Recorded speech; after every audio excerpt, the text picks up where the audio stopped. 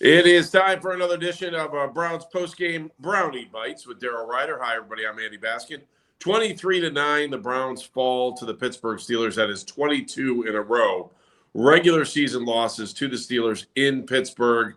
Daryl, I don't even know where to go from here. The offense is not good. I'll just be nice. You go. Yeah, it's been 22 years since the Browns won a regular season game in that building. It has not mattered the coach, the quarterback, anything. Dylan Gabriel having to throw it 52 times, that's just not a winning formula, especially when it's a dink and dunk offense. And the 52 throws are in the 5 to 10 yard range all game, right? I mean, only a handful of throws went beyond 10 yards. Just not a winning formula at all. It was another brutal loss by the Browns in Pittsburgh as the Steelers just absolutely abused the Browns. The amount of injury timeouts, David Njoku got banged up. Cam Robinson got banged up. Jack Conklin got banged up. Just an absolute brutal loss for the Browns, and I have, quite frankly, no idea where they go from here to get this thing rolling in the right direction. I think they had one play of more than 20 yards. It was on that final drive where Harold Fannin, actually, it was like probably a 12-yard gain, and Fannin took like 3 Steelers with him to drag it out to about 22 yards out. The play calling to me for a team that was down 2 touchdowns late was pathetic. I mean, you've got to be able to try to throw the ball downfield every once in a while. Now, is that the offensive line collapsing the way we saw it did on a couple of sacks there late in the game? Is that wide receivers who can't get open?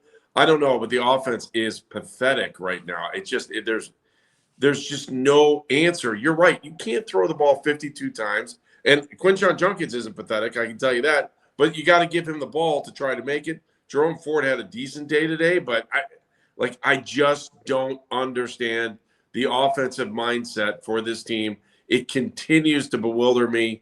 They can't say they couldn't even get to 10 points. They were averaging 14.4 going into this thing. I have no idea, and I hate to think the worst when it comes to jobs, but in most scenarios, this is where NFL means not for long.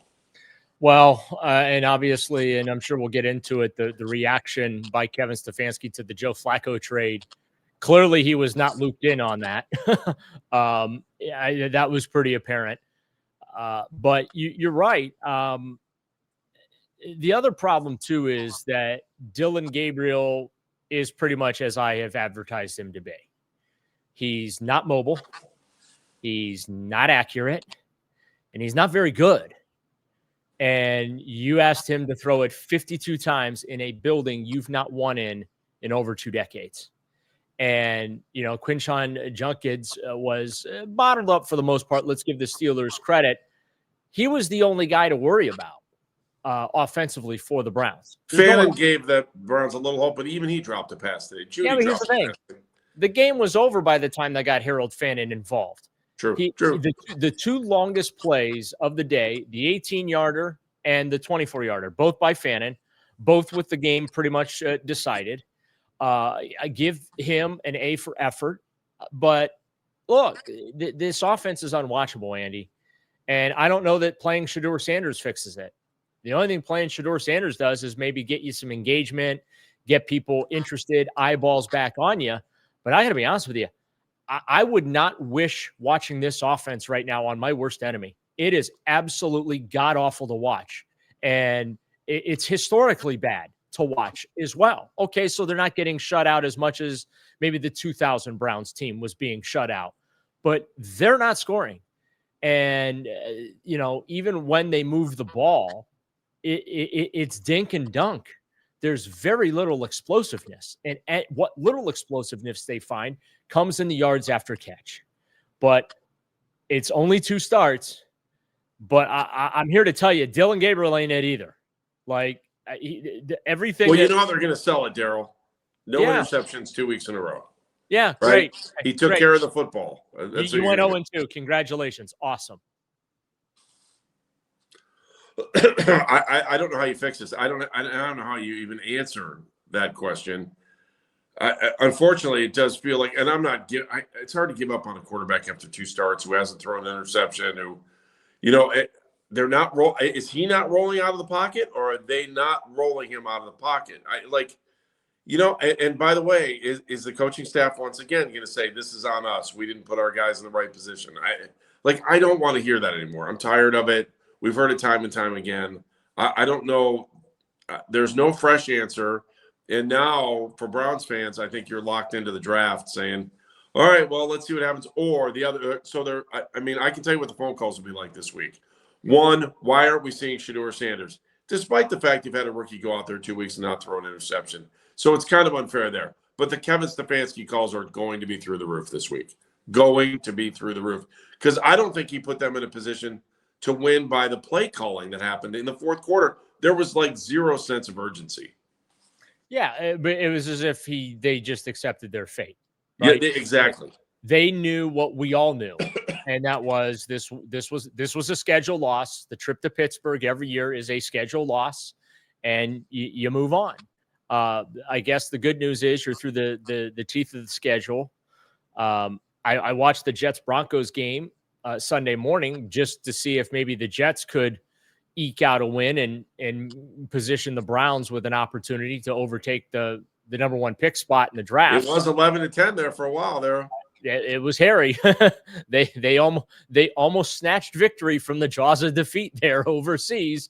By the way, shout out NFL for continuing to send London our best. First the Browns, now the Jets. You're welcome, England.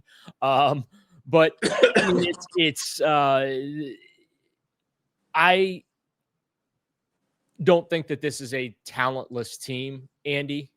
And I think that is why these results week in and week out are so frustrating. The defense, again, did their job, kept them in it, only gave up 23 points, and you weren't competitive offensively at all. And this has been pretty much a theme for the entire season. And I got news for you.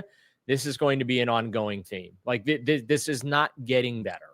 I'm not expecting that Dylan Gabriel's going to get any better. He completed 29 passes. Okay. 221 yards total for those passes. Let me get my handy dandy calculator out here. Okay. And that is an average of 7.6 yards per completion. Not great. I'm just kind of looking ahead to Miami here. Miami's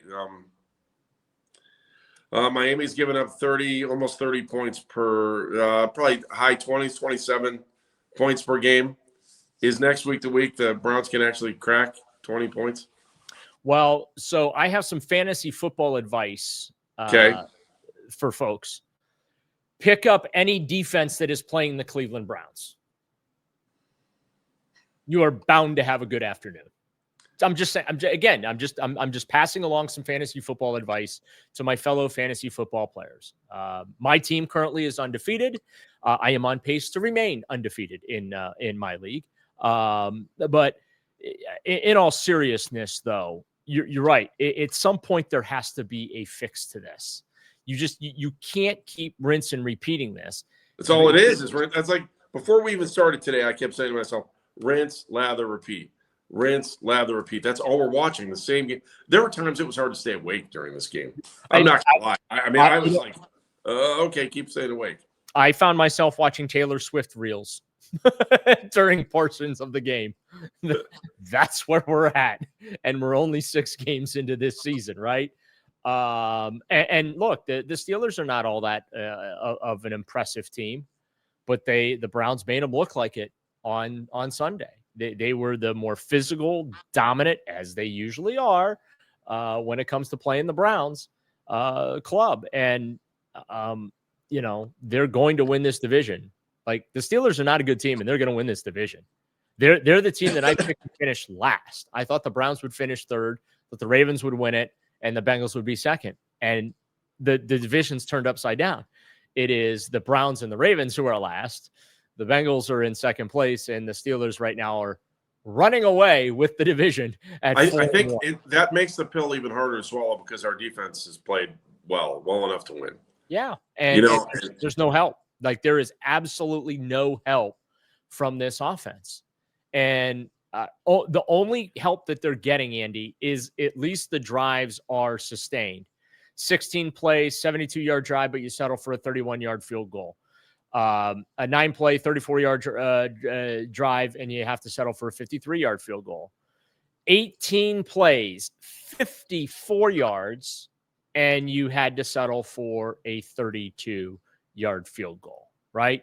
And the other problem, too, to be fair to Dillon Gabriel, he's got to get more help. You mentioned earlier, Fannin had a ball go right through his hands that could have set up a touchdown. Judy had balls go through his hands today. Judy had balls goes through his hands the whole afternoon again.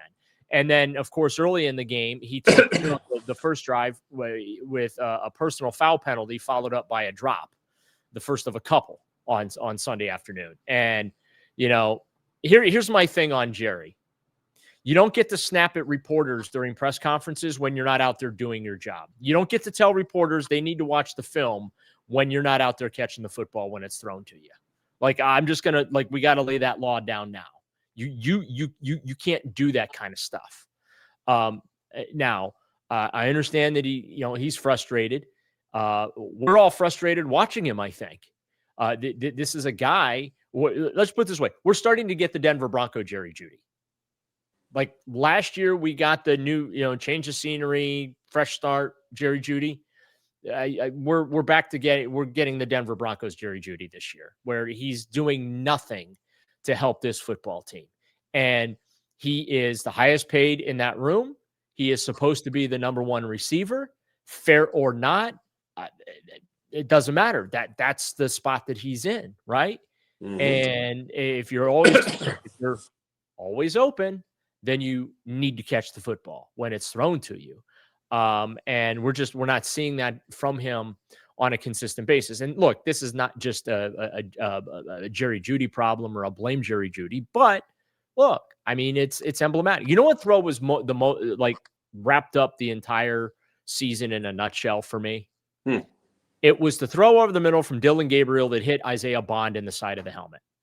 Wasn't even looking for the football. And then Bond was mad afterwards. Yeah, well, probably gave him a concussion, or at least made him a little dizzy. But yeah, just did not that one play. I think, Andy, encapsulates where the Browns are offensively. Not paying attention, not being on the same page, people not doing their jobs. Right?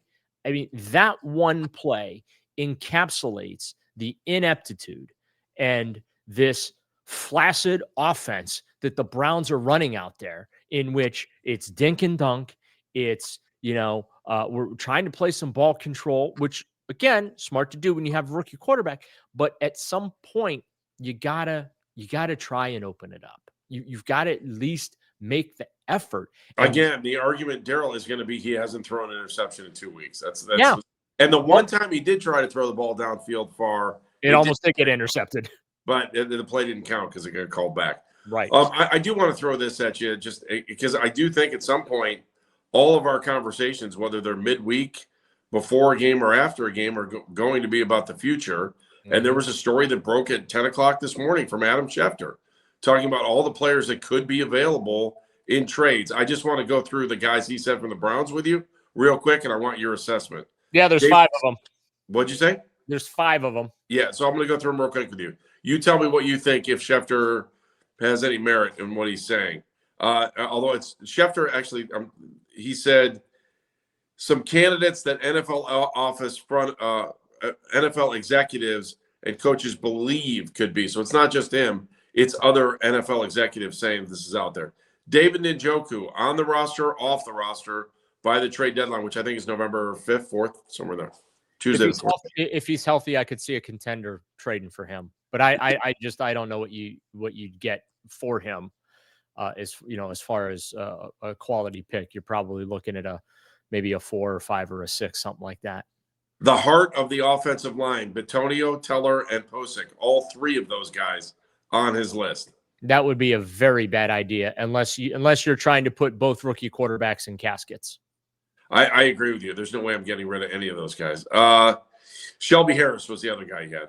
That would make some sense because Mike Hall Jr., we see him at practice for a couple of minutes every day, and he looks like he's getting closer and closer. I think that once Mike Hall is ready to play, then it's a green light to move Shelby Harris.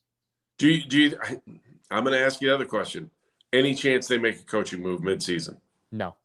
I don't think so either. No, because again, who replaces him? Who takes that over? Bubba Ventrone? Bubba Ventrone can't even run his own special teams unit. Why would you give him the whole football team? So no, I don't think that the change would be made in season. I would say this though, Andy. This was the first week that I really felt like there might not be a chair for Stefanski when the music stops in January. Like this is the first time that I kind of felt that. And Kevin is pretty. But he called. Today was the first time I didn't have trouble. Like I didn't feel bad for him. He kept calling plays down the middle, that over and over and over and over again. Yeah, and again, I thought Dylan Gabriel was this mobile quarterback that could get outside the pocket and make things happen down the field with his arm. Once he got away from the big bodies clogging up the middle there. Yeah, I mean, how many times did he run Quinshon Judkins right into the teeth of that Steeler defense, right? Big shock. Judkins only averaged 3 yards a carry. You know what I mean? Like, and then he's still stuck on this jet sweep stuff, which does not work. The next time it works for him, it's going to be the first. I don't know why it's in the playbook because it never works. And teams are always sniffing it out. So, and again, the passing game is pretty predictable. They're not throwing the football down the field, and you're basically making life real easy for corners and safeties and linebackers because you're not challenging defenses. Granted, you don't have a player capable of challenging a defense. Like Dylan Gabriel ain't challenging anybody. And this is what people have to understand. He's a great kid, intelligent. He'll be a solid backup quarterback for the next 10 to 15 years. No doubt in my mind, not a franchise quarterback. He is not saving it. This offense looks as bad, if not worse, with him in there than it did with Joe Flacco. And so maybe it's not the quarterback. I think it is. Or at least I think the quarterback is a major contributing factor here. But like this has been going on since last year, Andy. It's now, they're now 4-23, and they have only scored more than 20 points 3 times in those games. So that's 27 games. They've scored 17 or more, more than 20 points 3 times in 27 games. Like that's insanity, right? Let me throw the one name that I think fans are going to say they want to coach this team. 23, 24 games. I'm sorry, not 27. Yeah. It doesn't matter. The numbers are so gaudy, it doesn't even matter. You're close, right? Even when you're wrong, you're close, and they're still gaudy. No, give me 3 weeks, and I'll be right. All right. Last point, because I know fans are going to call. They're going to say, why wouldn't you make Jim Schwartz the head coach right now? That is the one person that I would consider turning it over to. But then who runs the offense? Tommy Reese? I would just say this. If you were Kevin, he's done it before. Would you hand over the play calling? Does it matter? No, because the reason Kevin did it last year was out of spite. Right. That wasn't his decision to fire Alex Van Pelt and to bring in Ken Dorsey. Okay. He was basically told to do that. So he did. And then when things were bad, he said, you know what? I'm just going to wash my hands of this, have at it, and don't look to me. And then because I remember as we got deep into the season, it was just awful. And it was like, hey, you going to take back play calling duties? And he was like, please. Like, no, we're good. We're just going to let this thing play out. And it did. And ultimately they, fired Ken Dorsey and they, put in Tommy Reese there. So, again, I think a pound of flesh doesn't solve a problem, if that makes sense. Absolutely. And that's why this now really, really feels utterly hopeless. I don't think there's anything they can do. I don't think swapping out Dylan Gabriel for Shedeur Sanders changes anything materially, other than people are going to be excited to watch Shedeur. But yeah, I don't think it changes anything. I don't think changing the head coach changes anything. I don't think the head coach giving up play calling duties changes anything. They are what they are. And it is a very good defense with a historically awful offense that's inept. And, whether that's Andrew Berry's fault because there's just not enough weaponry on the offense, or is it Kevin Stefanski's fault because the scheme isn't fitting those players? But the protection wasn't good again. All right. So kind of hard on a rookie quarterback to play when you're under siege just about every snap. Also, too, when you end up having to throw it 52 times against the Pittsburgh Steelers. You have no chance, Andy, when you do that. I hear you. All right, Daryl, that'll do it for Brownie Bites. Make sure you're watching Daryl throughout the week for his Brownie Bites. Steelers a winner 23-9. Thanks for watching us here on YouTube on 92.3 The Fans YouTube channel.